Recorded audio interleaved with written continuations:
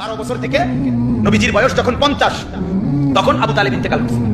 12 বছর বয়সে Abdul Muttalib নবীজির দাদা নবীজিকে আবু তালেবের হাতে তুলে দিয়েছে। বলছে আমার এই নাতি মুহাম্মদ, তার বাবা নাই, তোমার হাতে তুলে দিয়ে গেলাম, তুমি মৃত্যু পর্যন্ত তারে আশ্রয় দিও, পাহারা দিও, তার অভিভাবক হিসেবে থাইকো। বাপের মানে দাদা, নবীজির দাদা বলে গেছিল। সেই 12 বছর বয়স থেকে 38 বছর একটানা মানে 50, নবীজির বয়স যখন 50 তখন আবু তালেব ইন্তেকাল করছে।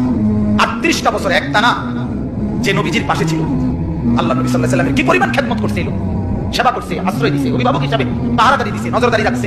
মক্কার কুরাইশরা চূড়ান্ত ভাবে রাসূলুল্লাহ সাল্লাল্লাহু আলাইহি ওয়াসাল্লামকে চূড়ান্ত ভাবে কোনোদিন হত্যা করার সিদ্ধান্ত আবু তালেব থাকাকালীন নিতে পারে নাই।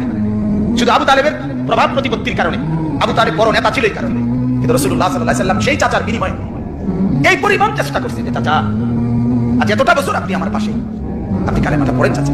আবু তালেব বলছে না, ভাতিজা বংশের মুখে চুনকালি মারতে পারবো না, বংশের কাছে বেইজ্জতি হবো, সমাজের কাছে ঘৃণিত হয়ে যাব, আমার নেতৃত্ব থাকবে না, মৃত্যুর পরেও আমি স্মরণীয় নেতা হতে চাই।